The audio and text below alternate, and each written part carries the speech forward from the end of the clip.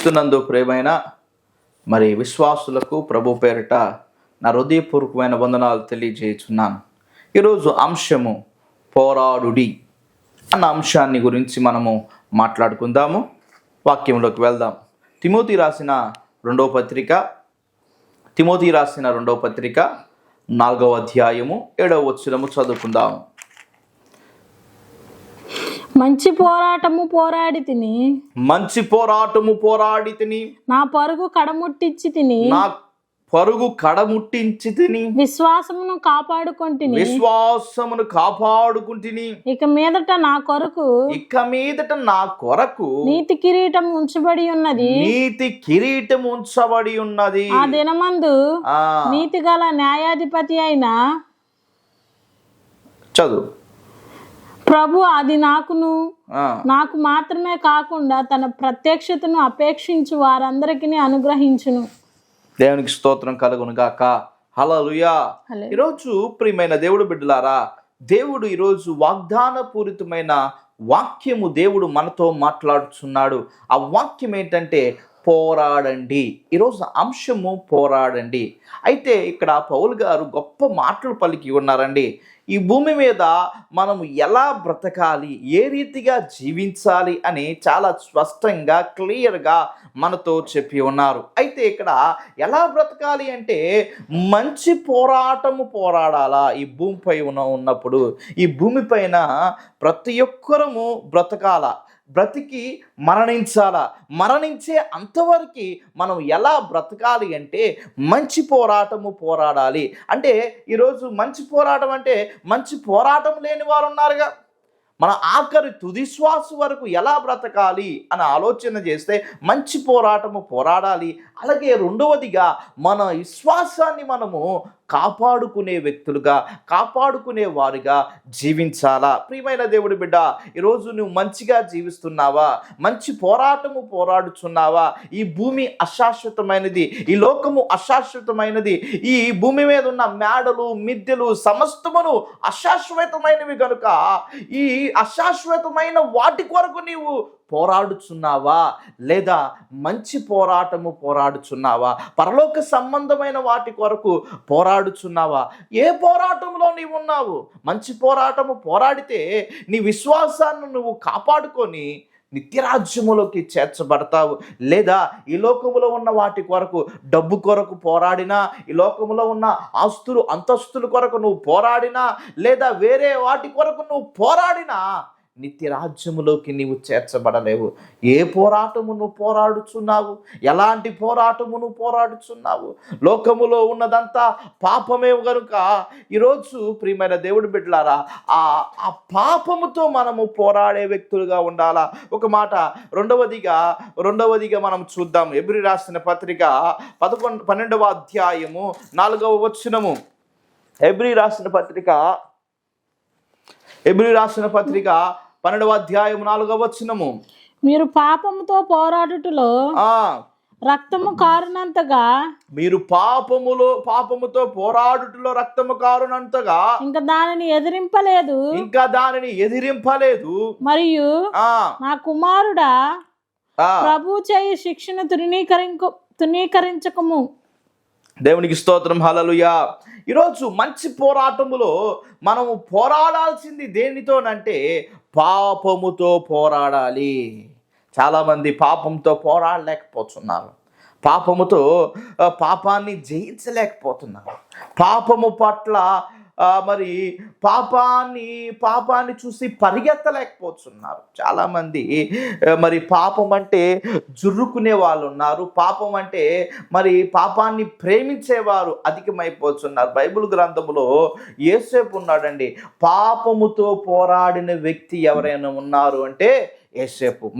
యోసేపుని బహుగా వేధించింది రాజుగారి భార్య, పోతీఫర్ భార్య.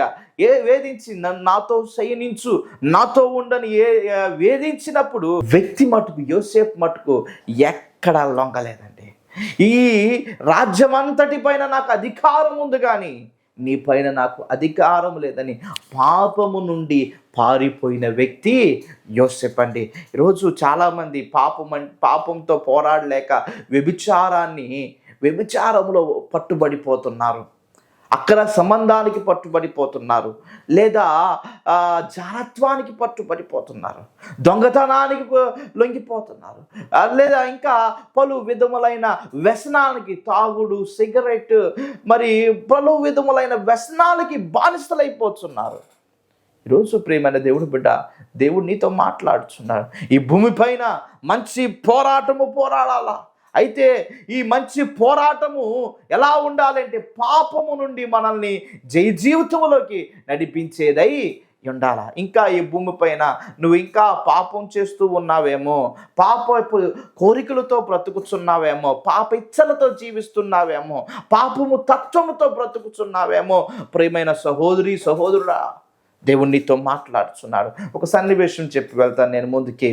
అయితే ఒక 10th క్లాస్ చదివే వ్యక్తి అంట, స్టూడెంట్, మరి ఎగ్జామ్స్ కొరకు ప్రిపేర్ అవుతున్నాడంట. ఆ ఎగ్జామ్స్ కొరకు ప్రిపేర్ అవుతున్నప్పుడు వాళ్ళ ఇంటి బయట ఒక కప్ప బహు సౌండ్ చేస్తుందంటండి, బహు భయంకరంగా సౌండ్ చేస్తుందంట. ఎంతలా అంటే ఆ చదువుకునే వ్యక్తికి ఇరిటేషన్ వస్తుందంట. ఆ గుమ్మం దగ్గరుండి బహుగా సౌండ్ ఓ ఓ గోల పెట్టేస్తుందంట. ఈ చదువుకునే వ్యక్తికంట దాని పట్ల కోపం వచ్చి దీన్ని ఎట్టాగైనా చంపేయాలి అని అంట. ఆ వ్యక్తి ఏం చేసాడంటే ఆ కప్పనంట తీసుకొచ్చి పొయ్యి మీద పెట్టి గిన్నెలో నీళ్లు పోసి ఆ పొయ్యి కింద మంట పెట్టాడంటే అండి. ఆ కప్పకి నిదానంగా వేడి వస్తుందంట. వేసిన కప్ప మరి ఏమవ్వాలా, నిదానంగా వేడొస్తుంటే అబ్బా హాయిగా ఉందలే అనుకుందంట, చక్కగా ఉందలే అనుకుందంట.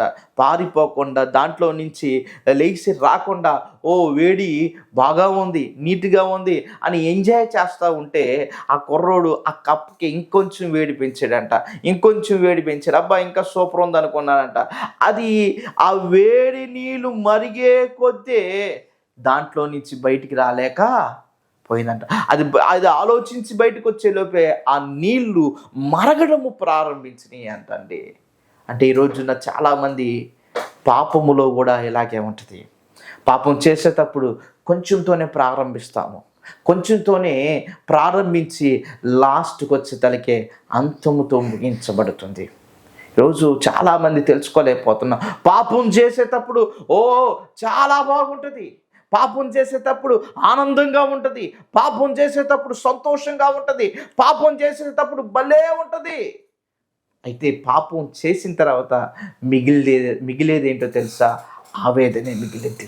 పాపం చేసిన తర్వాత అయ్యో అని ఆ తలబొట్టుకోవాల్సిందే. రాత్రికాలం తాగిన ముందు దిగక పొద్దున్నే తలబొట్టుకునే బ్యాచ్ ఎంతమంది లేరు? వ్యభిచారం చేసి వచ్చి తలబొట్టుకునే బ్యాచ్ ఎంతమంది లేరు? జారత్వం చేసి మరి భయంకరమైన సిచ్యువేషన్లో పట్టుబడి ఎంతమంది లేరు? విద్యార్థులు జారత్వం చేస్తున్నారు. అది చిన్న వయసులో విద్యార్థులు జారత్వం చేసి మరి లేనిపోయిన తల్లిదండ్రులకు దూరం అయిపోతున్నారు, జారత్వంలో పడిపోయి. తల్లిదండ్రులు చదువుకోమని కాలేజీలకు పంపిస్తుంటే వీళ్ళు ప్రేమ అది ఇది అని జారత్వంలో పడిపోతున్నారు. ఎంతమంది ముందుకు బానిస అవ్వట్లేదు, ఎంతమంది సిగరెట్లకు బానిస అవ్వట్లేదు, ఎంతమంది చూస్తున్నాం నీతోనే దూరంగా వెళ్ళి ముందు తాగుతున్నావేమో అనుకుంటున్నావేమో, దూరంగా వెళ్ళి సిగరెట్ తాగుతున్నాను అనుకుంటున్నావేమో, చీకట్లో వ్యభిచారం చేస్తున్నాను అనుకుంటున్నావేమో, లేదా ఇంకా నేను పెళ్లి చేసుకోకుండా చేస్తున్నాను అనుకుంటున్నావేమో. సహోదరుడా సహోదరి, దేవుడు చూస్తున్నాడు. ఈ భూమి పైన